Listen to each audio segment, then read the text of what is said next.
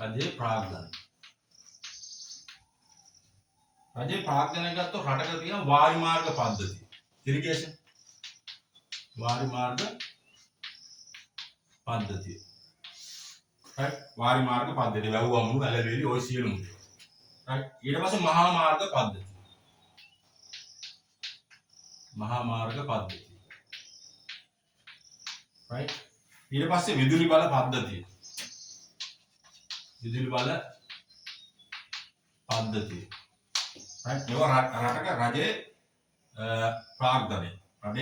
රජයේ ආයෝජන රජයේ ප්‍රාග්ධන විධාන හරහා දී කරලා තියෙනවා. ජල හා මල ප්‍රවාහන පද්ධතිය. දැන් ජල සම්පාදනය හෝ නගර සීමාවේ අනවශ්‍ය වතුර ඉවත් කරන මල ප්‍රවාහන පද්ධතිය තියෙනවා. රජයේ ආයතනවල ගොඩනැගිලි යන්ත්‍රෝපකරණ වගේ දේවල් වාහන වගේ දේවල්. right ඊට පස්සේ රටකට වරායයි. ඒතර වරාය රජයට අදාළ වරාය කොටස right රජයේ සතු නැව් තියෙනවා. right ඊට පස්සේ ගුවන්තොටුපළ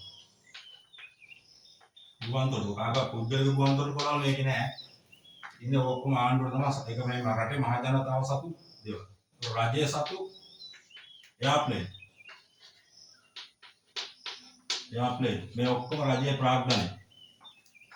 right ඒතකොට රජයේ සතු සියලුම බස් රථ CTB එක ඒ වෙන කාගවත් වෙන්නේ ඒවා මිනිස්සුන්ගේ දේවල්.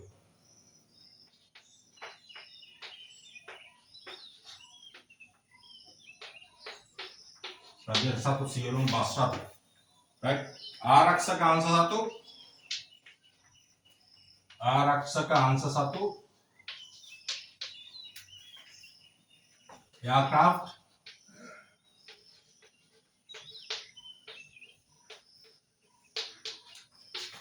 විහාරක යාන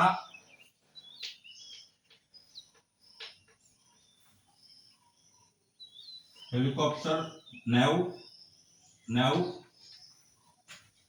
බෝට්ටු යාලගේ ට්‍රක් රථ ලොරි රථ තව වාහන තියෙන ගෙව්වා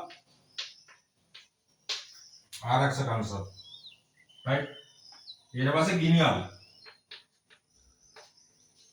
මෙවත් රජයේ ප්‍රාග්ධනය. right ඊට පස්සේ සෞඛ්‍ය අංශය සතු සියලු යන්ත්‍ර උපකරණ සෞඛ්‍ය අංශ සතු සියලු යන්ත්‍ර උපකරණ. right ඊට පස්සේ වරාය සතු ඉඩම් සහ දොමකර වරාය සතු ඉඩම් හා දොමකර රජයට අයිති කොටස. මේ ඔක්කොම රජයේ ප්‍රාග්ධනය. රජයේ ප්‍රාග්ධනය නිර්මාණය කරන්නේ එකක් මේ රජයේ ප්‍රාග්ධනය right රජයේ ප්‍රාග්ධනය නිර්මාණය කරන්නේ එකක් රජයේ ලාභ ලබන ආයතන තියෙනවා. රජයේ ලාභ ලබන ආයතන වල ඒ ලාභයෙන් ප්‍රාග්ධනය නිර්මාණය කරනවා. ඊට පස්සේ රජය ආයතන රජයේ තියෙන ව්‍යාපාර ලාභ ලබන ආයතන ඔය විදුලි බල මණ්ඩලය, ඛණ්ඩ සංස්ථාව, ජල සම්පාදන මණ්ඩලය, ඊට පස්සේ ටෙලිකොම් එක වෙන්න පුළුවන්. ඒ වගේ කොටස් තියෙනවා. right එතකොට ගුවන්තොටුපළ වරාය මේ වගේ දේවල් ලාභ ලබන ආදායම් බද්ධ දෙපාර්තමේන්තුව සම්පූර්ණ එකතු වෙනවා. right ඒ ලාභ සහ අයයෙන් වෙන් කරන මුදල්. අයයෙන් වර්තන ජීවයේ ශේෂයක් තිබොත් ඒවා ඍජුව වෙන කරන අය හිගයක් හදලා ඒවා බැංකු සහ අනිත් නොවන මාර්ග බැංකු නොවන මාර්ග වලින් ඒවට මුදල් විදවලා රජය මේ ප්‍රාග්ධනය නිර්මාණය කරනවා. රට කරනවා අවශ්‍යයි. ඒක රජයේ ප්‍රාග්ධන සම්පාදනය. right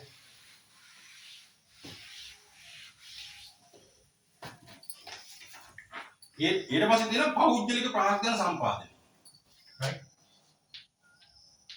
පෞද්ගලික ප්‍රාග්ධන සම්පාදනය. පෞද්ගලික කොහොමද ප්‍රාග්ධන සම්පාදනය? එකක් මෙහෙම හිතන්නකො. මිනිස්සු අපි කරන මිනිස්සු ගාව කුටුම්බය තුලින් දෙන මිනිස්සු හම්බ කරලා ආදායම් ලබාගෙන ඒ වගේ පරිභෝජනය කරලා කීයක් හරි ඉතුරුලා තියෙනවා. ඕක කෙනෙකුට කියන පොඩි ව්‍යාපාරයක්. නැත්නම් එයාලගේ තියෙන ව්‍යාපාරයකට අලුතෙන් සල්ලි දාන්න. right? ඒක කුටුම්බය තුලින් කුටුම්බ කියන්නේ නිවසක් පාරිභෝගික. කුටුම්බය තුලින් ව්‍යාපාර තුල ආයෝජනය. ව්‍යාපාර තුල ආයෝජනය. ඍජුව අතේ ඉතුරු කරගෙන තියෙන මුදල් ගිහලා ආයෝජනය කරනවා. right?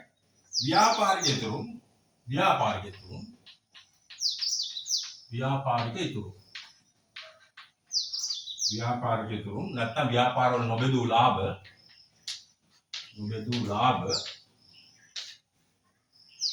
වලින් තුලින් ව්‍යාපාර පුළුල් කිරීම. තව ලොකු කරන පුළුල් කිරීම හෝ ව්‍යාපාර පුළුල් කිරීම හෝ නව ව්‍යාපාර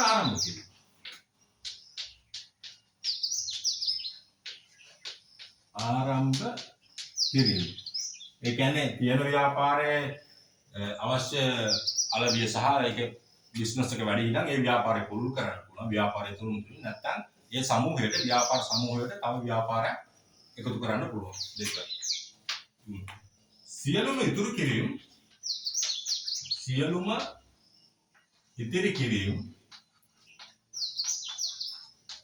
සියලුම ඉතිරි කිරීම බැංකු ගිණුම් වල තියෙන්නේ. අපි හිතන කුටුම්බ වලත් බැංකු ගිණුම්. ව්‍යාපාරයේ තුරුත් බැංකු ගිණුම් වල. right? ව්‍යාපාරික FD එහෙම දාපු කට්ටියක් තියෙනවා ස්ථාවර තැන්පත්. right? එහෙම නැත්නම් බැංකු වල ආයෝජනය කරපු කට්ටියක් තියෙනවා කොටස් හරහා. right? ඒතකොට සියලුම ඉතුරු ඉතින් බැංකු ගිණුම් වල තියෙන නිසා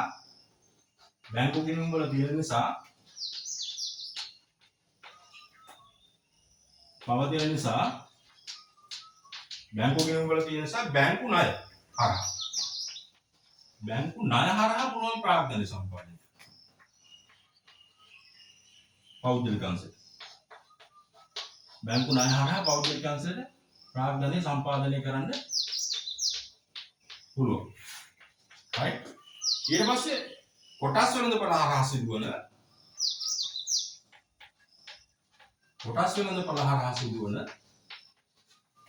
කොටස් වෙළඳපොළ හරහා සිදුවන දේශීය හා විදේශීය කලබාවීම්. විදේශීය ආයෝජන. right? කොටස් වෙළඳපොළ හරහා සිදුවන ආයෝජන. ඊට පස්සේ විදේශ ඍජු ආයෝජන. අපි ඉස්සලා කතා කරා විදේශ ඍජු ආයෝජන තුලින් පුළුවන් ප්‍රාග්ධනයේ පෞද්ගලික අංශේ ප්‍රාග්ධනය සම්පාදනය වෙන්න. right?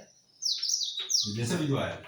කුටුම්බය තුරුන් ව්‍යාපාර තුල ආයෝජනය කරන්න පුළුවන්. පරිභෝජනය කරලා ඉතුරු වෙන සල්ලි ව්‍යාපාරික තුරුන් නොබෙදූ ලාභ ව්‍යාපාරවල තියාගෙන නෙවුවා ව්‍යාපාර ආරම්භ කරන්න පුළුල් කරන්න යොදවන්න පුළුවන්. සියලුම ඉදිරි කිරීම බැංකු ගිණුම් වල පවතින නිසා බැංකු ණය හරහා ප්‍රාග්ධනය සම්පාදනය කරන්න පුළුවන් පෞද්ගලික අංශය. කොටස් වෙළඳපොළ හරහා දේශීය හා විදේශීය ආයෝජන හරහා කරන්න පුළුවන්. විදේශ ඍජු ආයෝජන විදේශිකයන්ට මෙහෙ ඇවිල්ලා ඍජුව ව්‍යාපාර පටන් ගන්න පුළුවන්.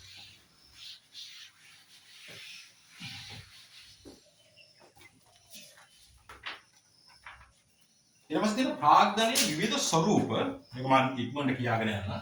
ඔක වෙලාවක් ගන්න. ප්‍රාග්ධනයේ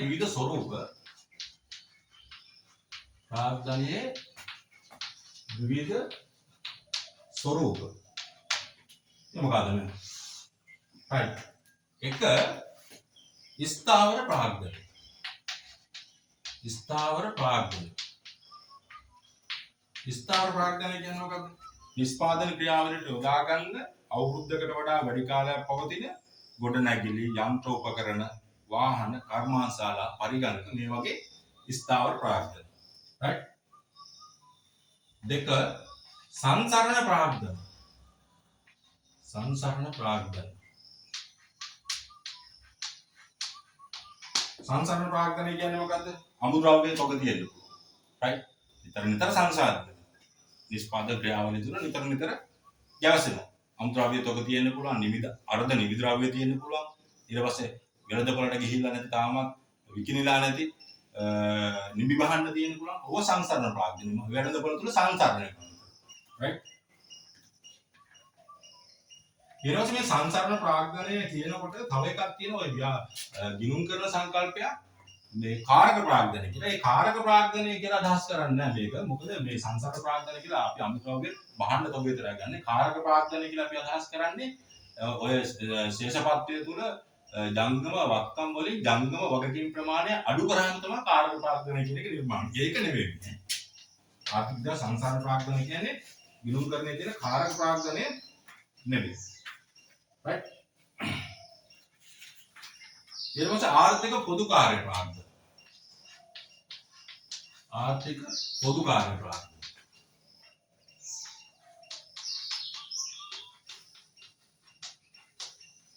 මේ මොකක්ද? මේවා කෙලින්ම අපි කිව්වොත් එහෙම යටිතල පහසුකම්. යටිතල පහසුකම්. රජය විසින් හදලා තියෙන යටිතල පහසුකම්. right? මම ඉස්සරහ කිව්ව රජයේ ආයෝජන ඔක්කොම ආර්ථික පොදු කාර්ය ප්‍රාග්ධනය වල තමයි. right? ඒවා සමාජ පොදු කාර්ය ප්‍රාග්ධනය. මේ ආර්ථික පොදු කාර්ය ප්‍රාග්ධනයට ඇලවේලි වෙන්න පුළුවන් නිෂ්පාදනයට සහාය වෙන්න හදලා තියෙන දේවල්. යටිතල පහසුකම්. right? මහා මාර්ග විදුලි බල පද්ධතිය ජල සම්පාදනය වරාය ගුවන් තොටුපළ හරි සංනිවේදන අදාළ දේවල් වල සමාජ පොදු කාර්ය. සමාජ පොදු කාර්ය කියන්නේ මොකක්ද? රෝහල් වෙන්න පුළුවන් රජයේ තියෙන right? මේක රජය සහ පුද්ගලිකාංශය දෙගොල්ලම මේක සම්පාදනය කරනවා. රජයයි පුද්ගලිකාංශයයි සමාජ පොදු කාර්යය. right? ඒතර මේ රජයේ රෝහල් වෙන්න පුළුවන් පුද්ගලිකාංශය රෝහල් වෙන්න පුළුවන්. මුකසලවත් කිරීමේ ක්‍රම වෙන්න පුළුවන්. පානීය ජල සම්පාදන ව්‍යාපෘති වෙන්න පුළුවන්. right? පාසල් වෙන්න පුළුවන්. රජයේ සමාජ පොදු කාර්ය ප්‍රාග්ධනය. right? ඊළඟට මානව ප්‍රාග්ධනය. අපි අර ඵලදායීතාවයේ පාඩම ඉගෙන ගත්ත නේද මානව ප්‍රාග්ධනය. රටකට මේකත් දෙක. මානව ප්‍රාග්ධනය කියන්නේ දැනුම කුසලතාවයෙන් පිරිච්ච නිරෝගීමත් පිරිස්සු මානව ප්‍රාග්ධනය. ඒකත් රටක ප්‍රාග්ධනය. right? ඊළඟට තව සංකල්පයක් තියෙනවා මේ සමාජ ප්‍රාග්ධනය කියලා. හරි? සමාජ ප්‍රාග්ධනය කියලා ප්‍රාග්ධන සංකල්පයක් තියෙනවා. ඒක ගොඩක් වෙලාවට දැන් ඔය සමීති සමාජිකත්ව සමීති සමාගම් right? ඒ වගේ තියෙන එකමුතුභාවයන් සාර ධර්ම right? එතකොට මිනිස්සුගේ සංස්කෘතියට අදාළ දේවල් ගොඩක් මේ දේවල් අර මිනිස්සු ගාව තියෙන ආකල්පමය සංවර්ධනය ඒ ඔක්කොම ප්‍රාග්ධනිකම රටක මිනිස්සුන්ගේ එකමුතුභාවය රටක සත්‍ය ප්‍රාග්ධනය right? හැබැයි මේ දේවල් සමාජ ප්‍රාග්ධනය ආර්ථික විද්‍යාවේදී ගණනය කිරීම තුළට එකතු වෙන්නේ නැහැ. ආර්ථික ක්‍රියාකාරකම් වල මේවා අපි ඉතර කතා කරන්නේ නැහැ. නමුත් සමාජ ප්‍රාග්ධනයකුත් රටක් තුල තියෙනවා.